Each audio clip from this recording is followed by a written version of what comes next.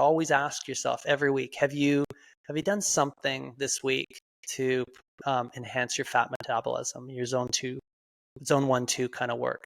Have you done something? Have you worked in your red zone at least once in the week, just to preserve that, the cardiovascular high intensity work and those larger motor units? And have you done something to make your body strong and tell your body that?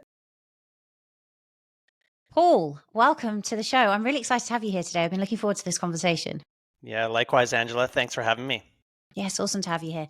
Let's just start with a little intro, your background. I know you've been competing for many years, you're in research, like you are super knowledgeable in everything we're going to talk about today, but please share with our audience your background. Sure. Yeah. So I guess I come to where I am today as a former triathlete. So triathlon was my passion. My why started when I was watching this crazy race in 1989. It's now called the Iron War, and it was these two guys, Mark Allen and Dave Scott, who became two of the best Ironman triathletes in the world, and that's who I wanted to be when I saw these two battle it out on the lava fields of Kona, which actually just happened on the weekend. But these guys went toe to toe, right to the wire, until Mark Allen broke Dave Scott right at the end. But regardless, the moment captured my imagination, and as a young kid, that's what I wanted to be.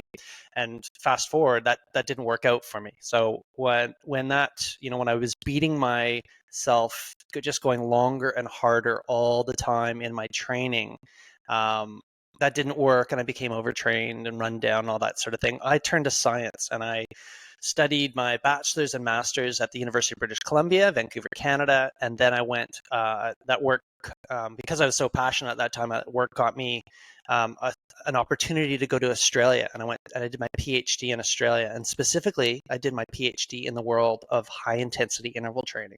And I was always trying to understand, well, what's the training session that gives me the most bang for buck whenever I do it? And that's put a lot of time and effort into that. The work caught the eye of the Australian Institute of Sport, the Olympic program down there.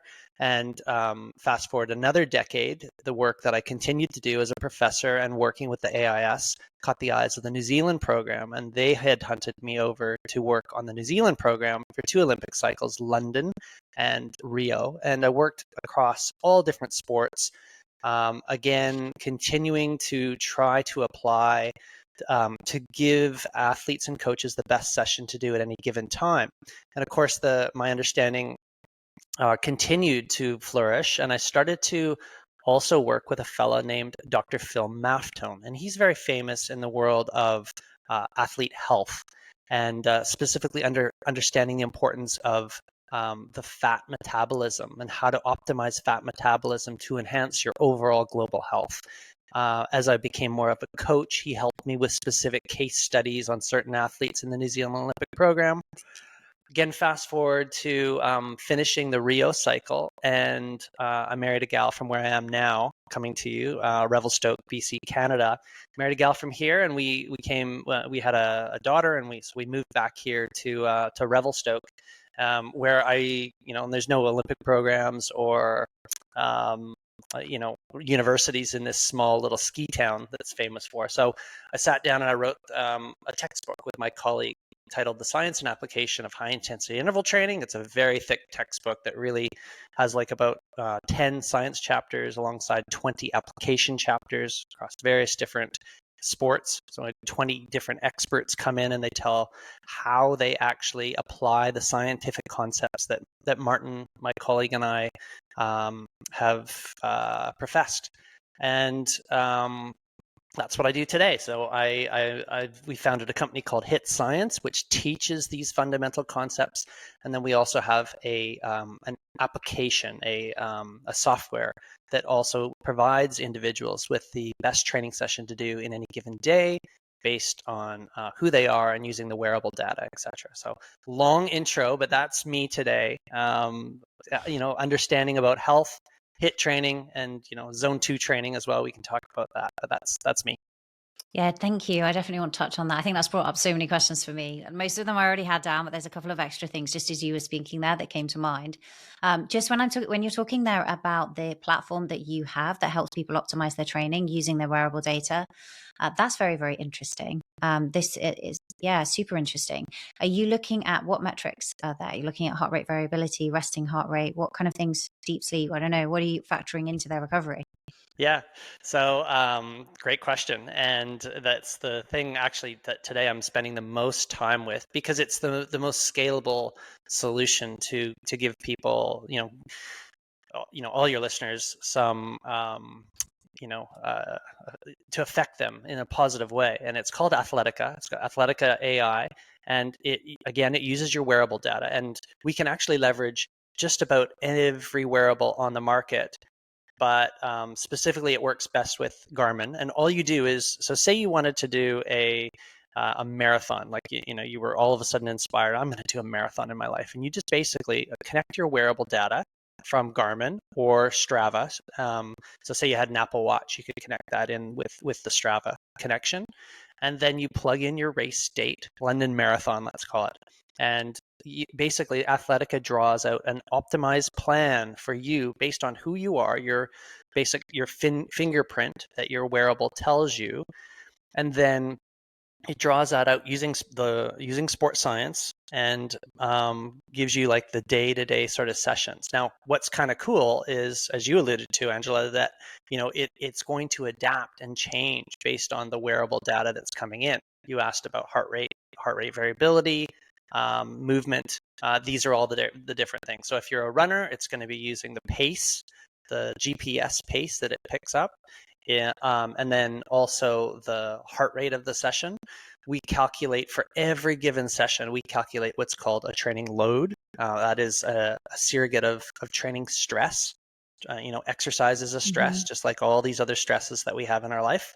So it's monitoring that. And then the other thing that it gets, this is the interesting thing in how Athletica is superior to a static plan. Like the current gold standard method is to go on the internet and find a plan, right? And a coach might give you a plan that's on Microsoft Excel or on a piece of paper or whatever.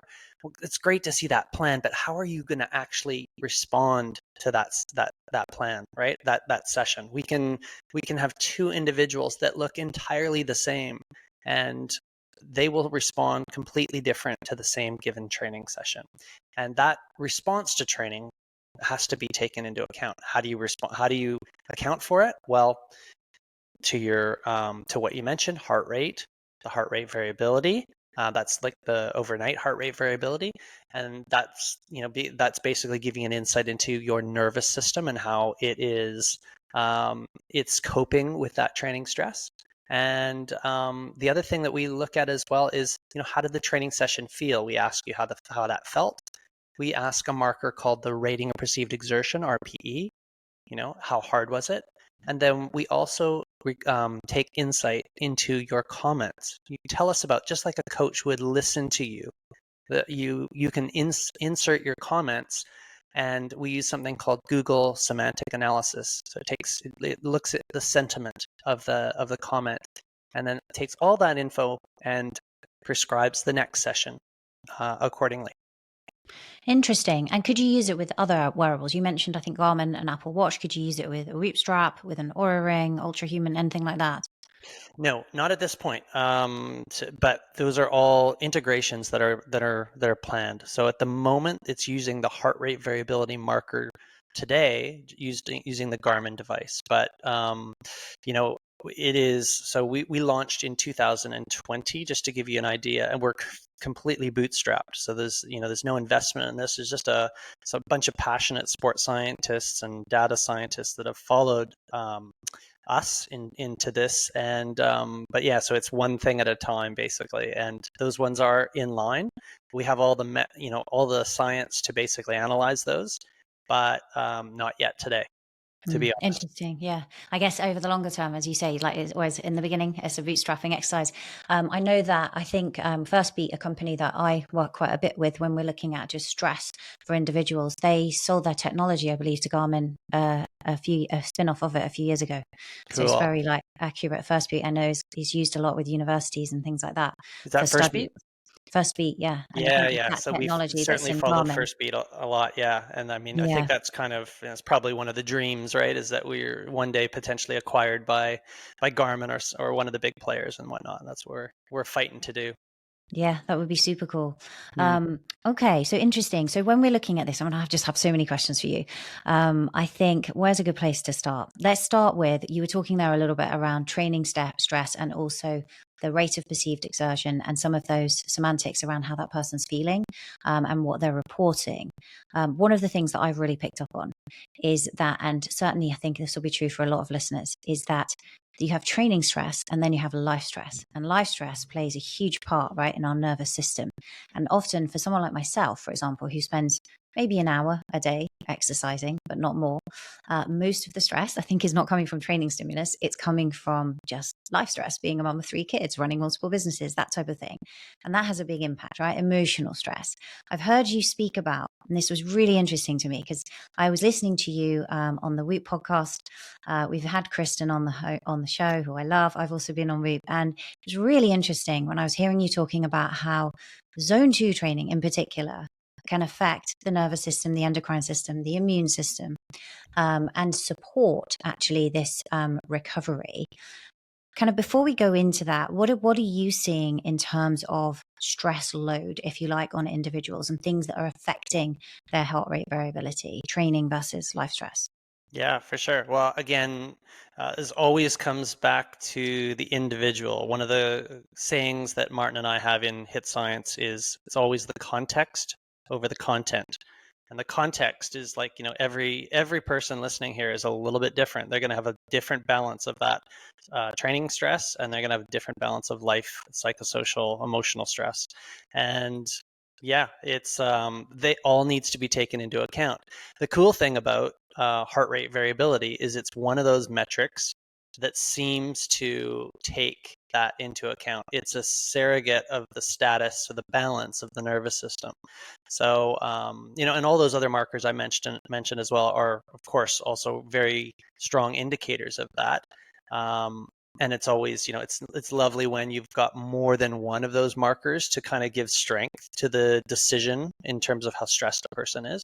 The heart rate variability is kind of why it is a superior marker than just say resting heart rate. So resting heart rate variability is superior, and that the reason is it seems to be more sensitive to picking up that life stress, and it's why we see companies like Whoop and Aura and others who are flourishing because of this, right? So they're leveraging that technology to get insight into the integration of the various different stressors.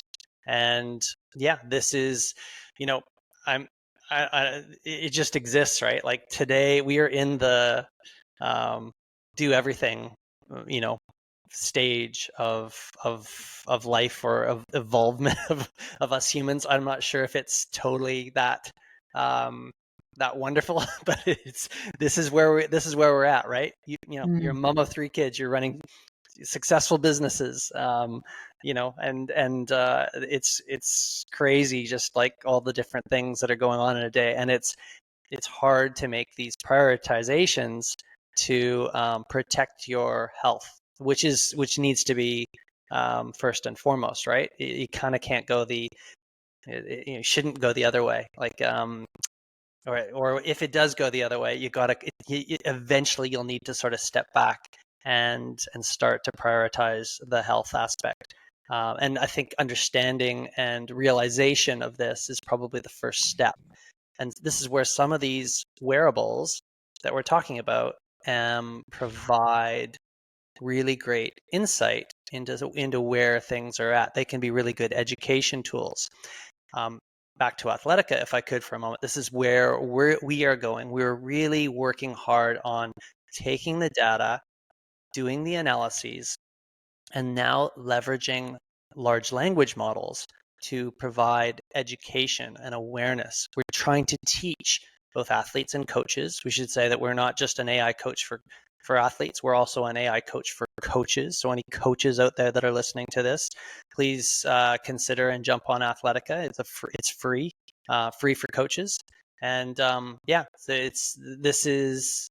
the understanding and awareness, I think, is sort of the first step in us all making that really important change that we need to, something that's going to, help us protect our sleep so that we see the change in the heart rate variability, so that we enhance our fat metabolism that supports the immune system, that supports our health and well-being. Yeah, so important. I remember seeing a study actually by First Beat where they were looking at resting pulse and HRV. And what they showed was, in an athlete who was overtraining, you didn't see their heart rate actually increasing much. It was like 1 beat different, but the HRV was very different. Yeah. When we're looking at zone 2 training and fat max, I've heard you speak about this. This will be very interesting, I think, for people listening, because we want to be in more of that fat burning zone. I think there's been a lot of confusing information, if we put it that way, particularly for women recently, because I think the kind of voices out there there's been more of a move, shall I say, that women should be doing more high intensity interval training, particularly in the perimenopausal years. I'm thinking of here, where estrogen's dropping and they need that stronger stimulus, and not to be thinking so much about zone 2. And I guess from my perspective, what I see is when I do zone 2, it has this, like you've described, this beautiful impact on recovery. My HRV comes back, it starts to sort of rise again, particularly if I've been doing a bit too much training. I seem to just blood flows better, right? There's less aches and pains. I sleep better. Those are kind of some of the improvements I see. But I'm also very aware that for busy people, when they're listening, you don't necessarily want to have to spend hours in zone 2 a week if you're not an endurance athlete. And the benefits seem to kick in at that sort of 45 to 60-minute mark. So it's not a case of just doing, say, a 30-minute zone 2 session. When we look within zone 2, how much do we need to pay attention to where that heart rate is within that zone in order for it to be effective? Because, one of the things I love to do, and I'm sure many people love doing that are listening to this, is going out for a walk with my dogs. But if I then say to myself, I need to be in the upper part of zone 2, I probably have to add some load, right? That turns into more rucking or hills or something in order to get it elevated to that degree. And I'm losing out on some of these beautiful relaxation benefits, right? Of being in the forest or stopping and letting my dog sniff and just being in that moment. Can you kind of clear up? Because I know you're an expert in this area. If we want to train that zone 2, where do we need to be in order to get the benefits? Yeah. So I'm a big believer in the activity that you just described, like that, like walking. And the other thing I didn't really mention in my history, but I've coached some really top endurance athletes in the world. So Andy Bushwer from Germany, who won Ironman Lanzarote, and that race that he won, 2 minutes off the course record to this date, in this Ironman, it was associated with the walks that you describe, Angela.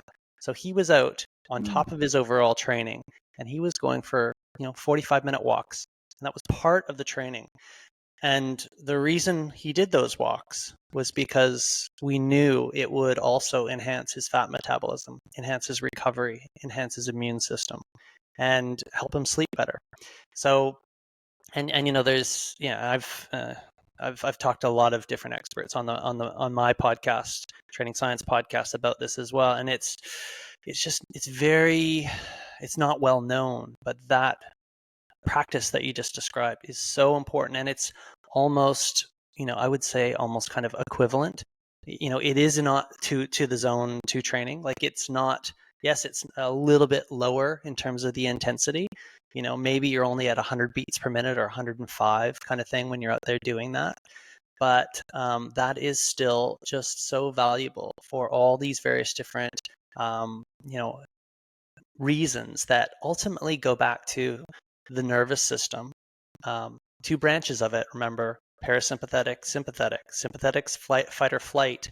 That's probably what's happening when we're in our busy mom of 3 kid days with 2 businesses or whatever. And you got to get back. You've got to drop that sympathetic fight or flight system down to the rest and digest, feed and breed, parasympathetic, calm system. That's going to help you sleep, and it's going to protect you and allow you to sleep and recover over in the evening, which is what you really need to do. So I think that the those that are saying it's just not enough to enhance the fat metabolism, I don't believe that the data.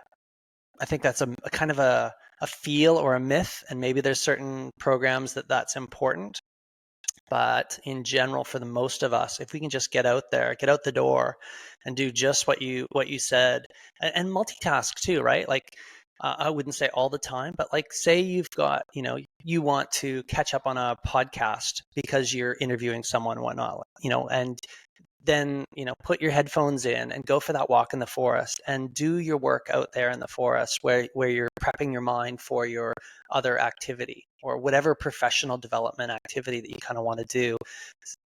Try to help, multitask a little bit from time to time. I wouldn't say all the time, but you can. There is sometimes some of these activities that we can kill two birds with one stone with. And I would never not go out to the forest for that walk and that zone 1 training, just because of the fact that someone might say, you're not going to get you're not going to get enough out of that session. I think you'll get quite a bit.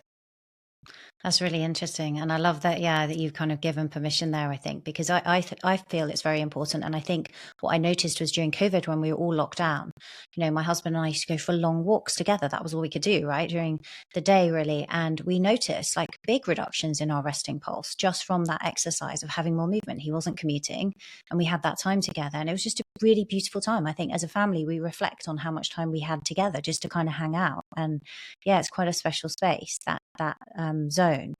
What about with the fat max specifically? So if someone's looking at, they want to burn more fat for whatever reason, this happens to men and women, right? As we advance through our 40s and 50s, women have that sort of redistribution of body fat, if you like, to the more of the visceral area and a little bit more insulin resistance. And men seem naturally a little bit more prone to that in any event. So how can this type of training support that?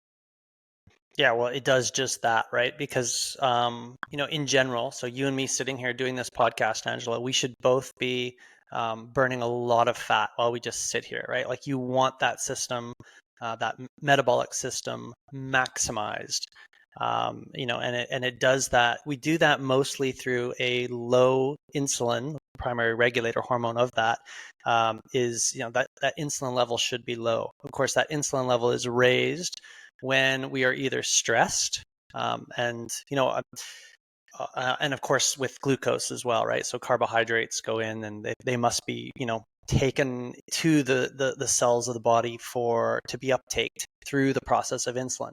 But let's just go back to the stress part for a moment, because we forget about the effect of stress on the insulin. And and how does that happen?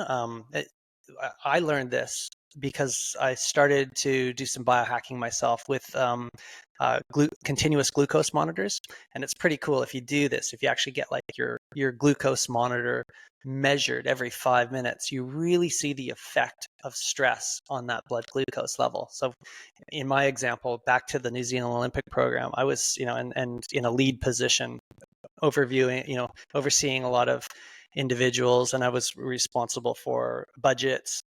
And I remember an email I got from one of the financial regulators, and it just made. I just remember sitting there being so mad, and I just happened to be monitoring my blood glucose.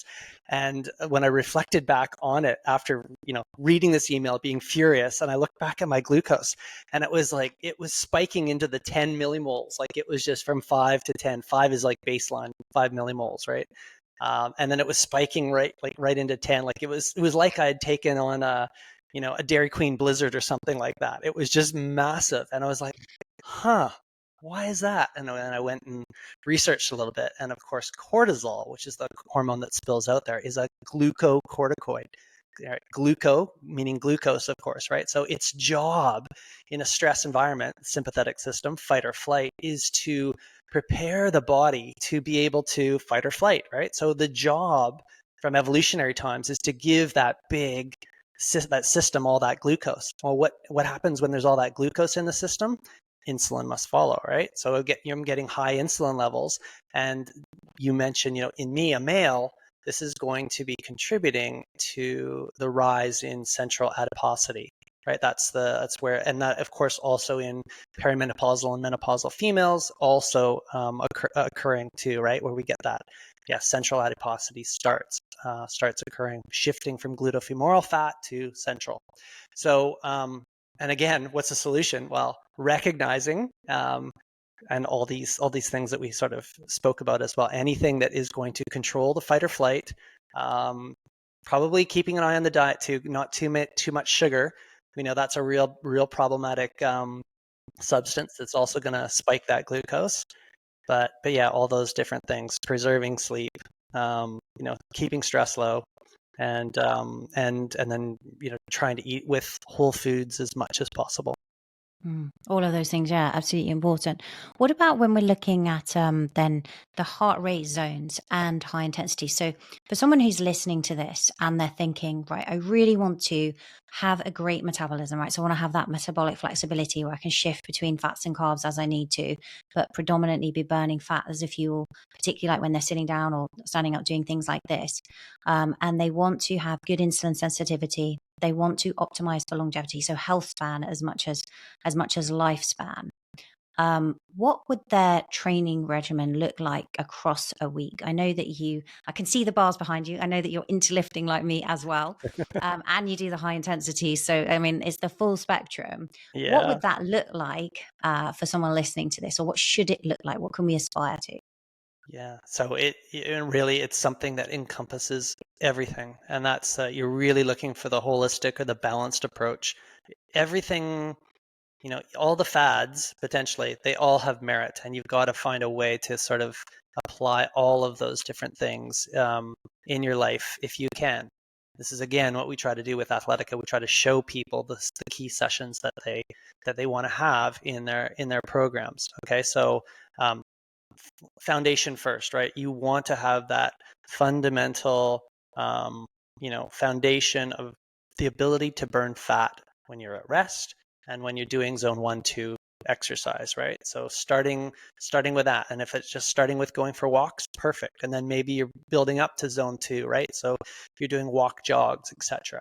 Now, once you've got that foundation that is formed, now maybe let's add some HIIT training, some high intensity interval training. Now this is work that is in your red zone, and this could just start if we're just getting off the couch. This could just start with 1 or 2 efforts where you start to breathe hard when you're working.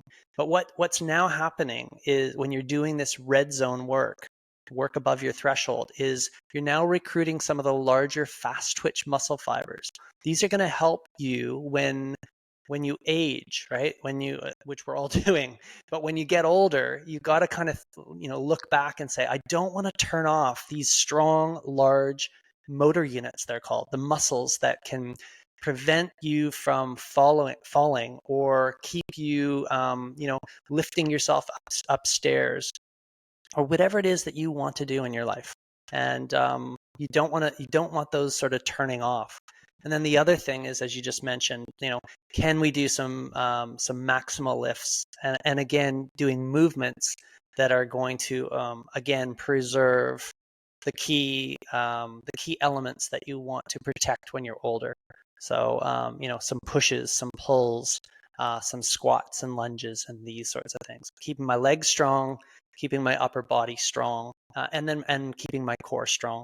So you really want sort of you almost kind of need to reflect on your week, is what I would do. And I would always ask yourself every week, have you done something this week to enhance your fat metabolism, your zone 1-2 kind of work?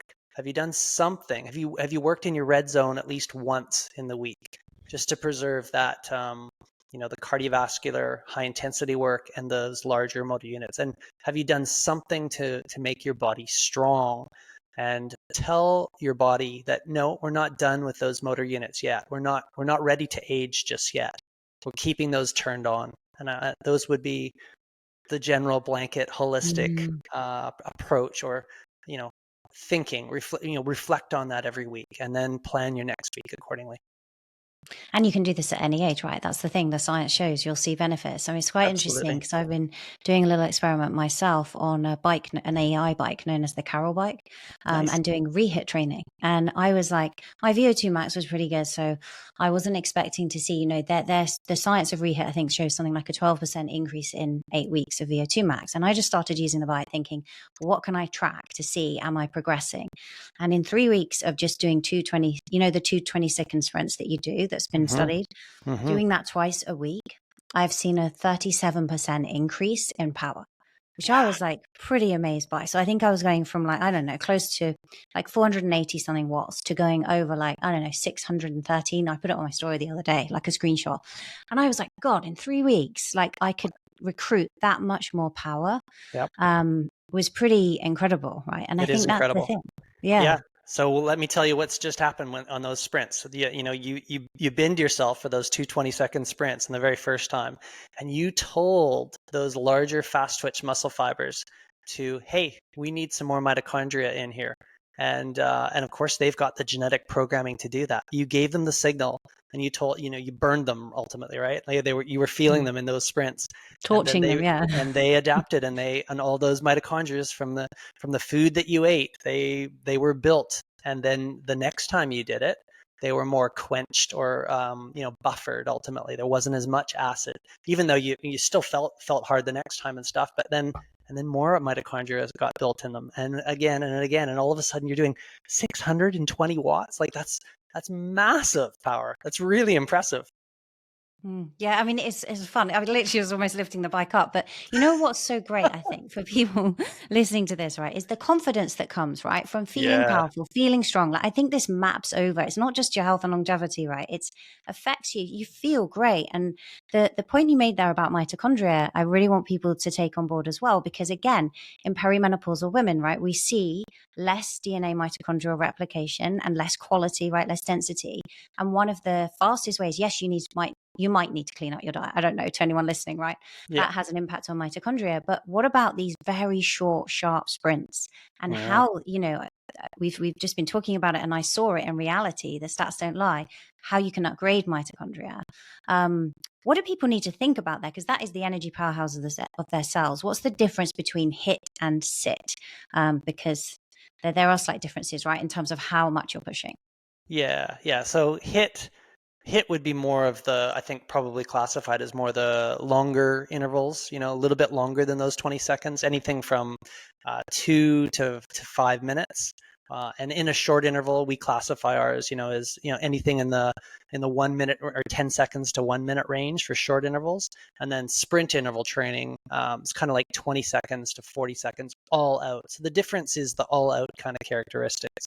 And it sounds like if you're doing sprint interval training, you were, these 20-second bouts that you did were all out and absolutely maximal. Is that right? That's right. Yeah. Yeah. So Till that's it. there's So the other ones are a little bit more paced, and like if I put my cycling coach hat on, or my triathlon coach hat, these are the HIIT work is more longer intervals. Athletes would call these as like VO2 max kind of efforts.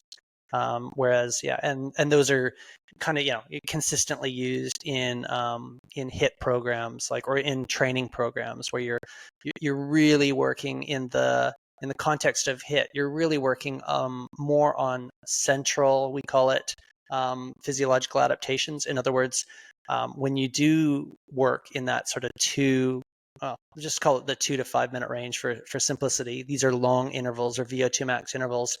You'll note that you're really breathing quite heavy, right? So characteristics, right? You'll hear that, Yeah. and that is what's happening in that case is the stroke volume of the heart, the cardiac output of the heart is towards maximum. And just like we talked about with the mitochondrial adaptations, to the large fast twitch muscle fibers that you made, Angela, in the heavy breathing situation. You're actually adapting both the respiratory muscles that you just heard me utilize, as well as the cardiac muscle too, right? So the stroke volume, or sorry, the ventricles of the heart, those are the large chambers of the heart. Those also got stimulated, and those even themselves develop more mitochondria than are already in there, and they stretch as well. So the muscle itself actually grows, and these are also really important indicators.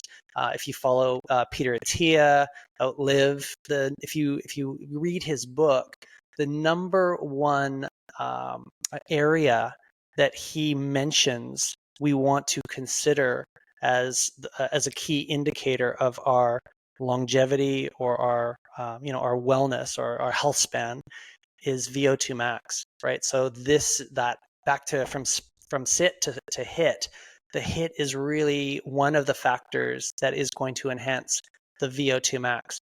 Alongside, I will say, the zone 1-2 work that we mentioned. If you don't have the foundation of the zone one and 2, there's just a recent study by Ronstadt's group that just came out. They're showing basically that you've got to have that foundation first before you're adding that HIIT on top to really make a difference in your VO2 max. So again, it comes back to the balanced program. But yeah, I would say, Angela, awesome that you're doing the sprint work, the sprint interval training. After you get that under your belt and you're pushing, up to 600 watts that you already are, you might also want to consider one session a week where you're also doing that heavy breathing kind of work too. Just one, but it's like also going to be really targeting your heart and the importance of the cardiac structures. So this would be more of that kind of Norwegian 4x4 protocol, would it be? 4 minutes on, 4 minutes off. Yeah. Yeah, you got it. Yeah. You got it. Yeah. And there's many ways to skin the cat, we say, with that, right? So it could be done, and you don't have to do 4 minutes to start too, right? Try two. Just to, try to do 2 minutes, 2 minutes on, 2 minutes off. You'll see that works just fine as well. There's so many different ways that we can enhance VO2 max. But at the end of the day, the very simple thing that you want is you want to hear that breathing that I just mentioned, right? So the heavy breathing, that's only going to occur because there's demand on the respiratory system to quench the oxygen, or quench the cells with oxygen. So get that heavy breathing once a week at least if you can, and it's going to help preserve and keep up your VO2 max. Awesome. I think for anyone that's maybe a little bit lost, can we talk about, and I know you said you've done a lot of research with and worked a lot with Phil Maffetone, who's also awesome. So when we're looking at the heart rate zones, right, just so people understand, we've talked about zone 1, you and I talking here, we're in zone 1 together.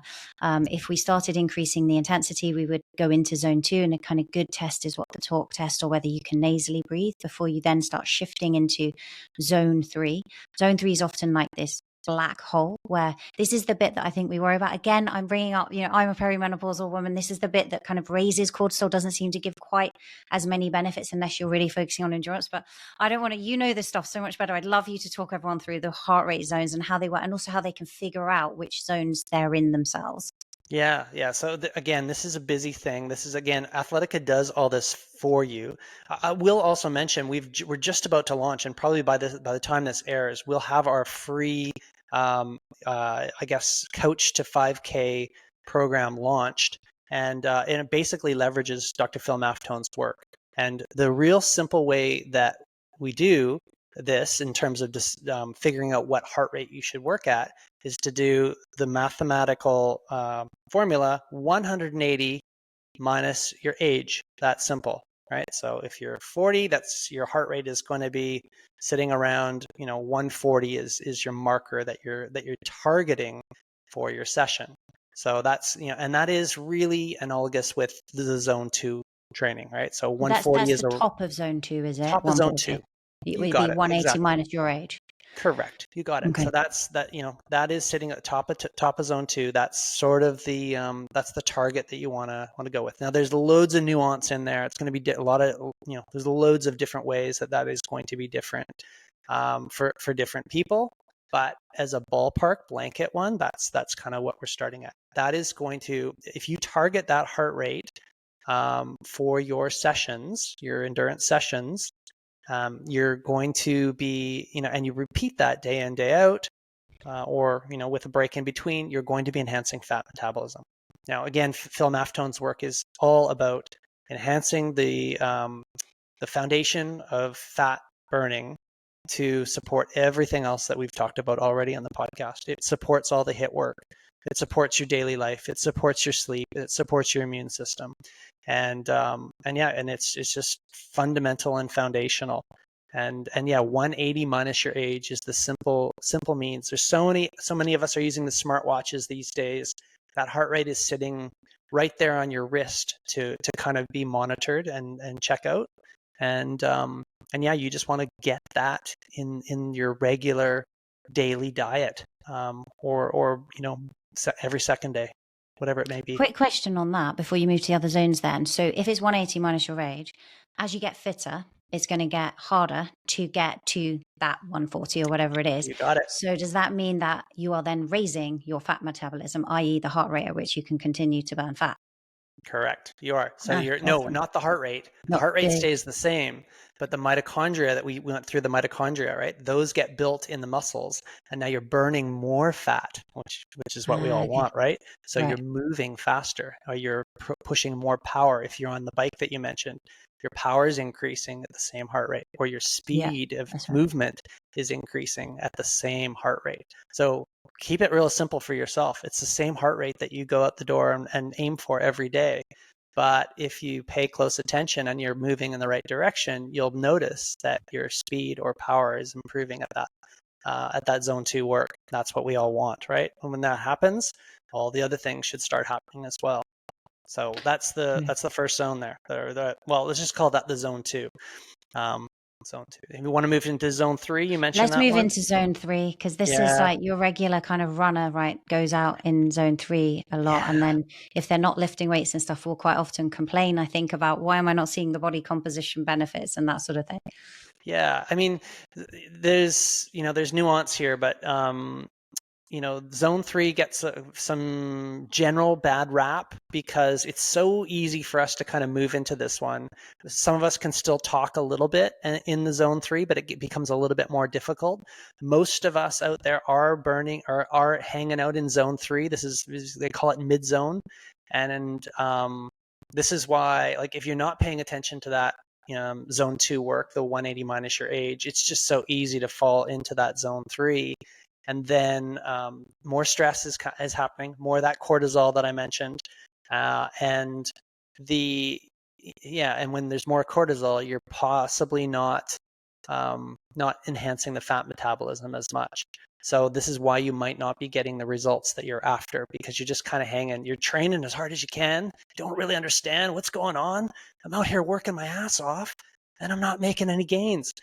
This could be the reason, right? So that's, there's zone 3. There's time and place for it. Of course, if I've got an Ironman triathlete and we're preparing for the Kona Ironman, there's certainly going to be pieces of that to prepare specifically. But there's a whole process that's been involved first to get to that place where these efforts don't affect them. But if you're just starting out, yeah, you might want to have a look at that mid zone and try to avoid it a little bit, and go with the more, we call it a polarized plan, where you're doing the bulk of your training in your zone 1 and 2, and then just a little bit in those really high intensity zones. We'll move to the next one, zone 4 and zone 5. So zone 4, that's the start of your red zone. And this is the start of like a threshold effort that we would call it. If you were going to do like a 5 or a 10K race, running race, that would be probably the heart rate and the power or pace that you would be at in that for that whole time. Going to zone 5, this is the long intervals of the VO2 max work. And then above that even is probably those 20-second efforts. We call that one kind of zone 6 or 7. Those are the all-out maximal sprints. You can only sustain these for like a little bit of time. It's very neuromuscular. It's a sprinty kind of thing. You're not going to sustain it much longer than 20 seconds. It's absolutely all out maximal. And And whereas how the can other you one, the work out zone your heart rate for like the zone 4, 5, and 6? Well, so there's no heart rate associated with the zone 6 because it kind of just ends. But if we go back to zone 5, it's kind of like towards maximal heart rate, the very highest heart rate that you'd ever see. And then if you drop it down a little bit into the zone 4 heart rate, if we reflect, use your wearable and measure yourself in a 5K race or a 10K race, it's usually about 10 beats below that maximal heart rate. So say your maximal heart rate was 190, you'd probably be performing that 5 or 10K race around the 180 mark thereabouts. You'd Hmm. have a Okay. little bit of reserve to go, but not much. And how are you working out your max heart rate? Yeah, Um, just whatever it gets to. just whatever it got to. When work is, yeah, like when you start to do physical work that is, towards exhaustion. So in other words, you're like, say you're going to do like say you're on that bike again that you have, and you want to see how much power I can produce for 5 minutes, not 20 seconds anymore. I'm going to change the goal to 5 minutes. When you do that and you measure your heart rate, you will have your maximal heart rate if you've Yeah, gone all that's how out you for can that find five it. minutes. And that's your like top, right, where you're getting to zone 6, and then zone 4 is what, a certain number of beats below that or percentage below. Yeah, it's usually about 10 beats. On average, it's about 10 beats, 10 beats low. And now you're kind of like, okay, pick your pick your longer event, right? That ranges from 20 to 30 minutes. So that's more like a little bit sustainable. And then if you put your mind to that task and you monitor your heart rate, that's around what the zone 4 heart rate tends to average on. Yeah, interesting. Because a lot of people use age, and what I found is this is very interesting. Just a little bit of biohacking I was doing is I was taking NAD precursors. Mm. Yeah, with a friend of mine, Dr. Nicola Conlon, who's a scientist, and developed a supplement that basically optimizes the salvage pathway and gives you some of the nutrients that you need. And within 3 weeks of me taking that supplement, I was like getting stuck at like 173, 174. I'm 49. This was when I was 48. And suddenly my heart rate could get up to like 183, 184. It was so different. It Huh. was amazing. Yeah, really Wow. interesting. So I don't know That that there's is. been any research I've seen done in that area, but we know that NAD, right, declines with age. So super, Yes. yeah, super interesting. Fascinating. I'm going to Mm, have to look that one up myself. So thank you for that little insight. yeah, it's really interesting. Um, It's been so interesting talking to you. Thank you for everything here. I think that to summarize, unless there's something you want to add, is that actually really what we need to be doing is to trying to exercise at all these zones, right? Whether it's Mm. across a week or even across a month, just really, utilizing, should I say, those slow twitch muscle fibers and the fast twitch and doing some strength work, but also factoring in this lovely zone 1, 2 and giving ourselves permission to do that because it has so many benefits, right? For our nervous system, our endocrine system, our immune system. Is Mhm. there anything that we haven't covered that you'd like to add here? Maybe the only, I mean, we kind of have covered it a little bit, but the only other one that I would just add is that don't discount the importance of nutrition and sleep on your ability to recover and perform and execute all these various different sessions. And I know that's away from everything that we've spoken about with the actual execution of the training, but I would just leave your listener with that as well. And as a general rule, really always think about and again, so Phil, back to Phil Maftone, please follow Phil. Phil wrote chapter 7 in the science and application of high intensity interval training. He wrote the nutrition chapter and the stress chapter, and really he talks about everything in there about holistic nutrition. Is just have a look at the food that you're consuming. Make sure that it's that you got that food from the outside aisles, avoiding the middle aisles, avoid process, avoid sugar. If it came from Mother Earth, plant or animal, it's generally a good bet, and that's what your body needs, and the DNA of your cells need to make the things that it wants to flourish. And then preserving sleep. So 2-time gold medalist Alistair Brownlee in the triathlon is investor and partner with Athletica, and he said on my podcast, he says, in all those gold medals that he won for Great Britain, the recovery was 90% sleep, 9% nutrition, and 1% everything else. So I'll just leave the listener with that. I think that even the same recipe that was that enabled Alistair to win, his 2 gold medals for Great Britain also applies to you and me. Very much so. And it's the easy thing to overlook, right? And think we can skimp on sleep when actually we can't. Amazing. Where can we find, people listening may want to come and read your book. It's a tome, it's a textbook. Is this, where can you buy it? Is it on Amazon? Sure. Is it on your website? Yeah. So Science and Application of High Intensity Interval Training, Paul Larsen and Martin Bescheid. It's on Amazon.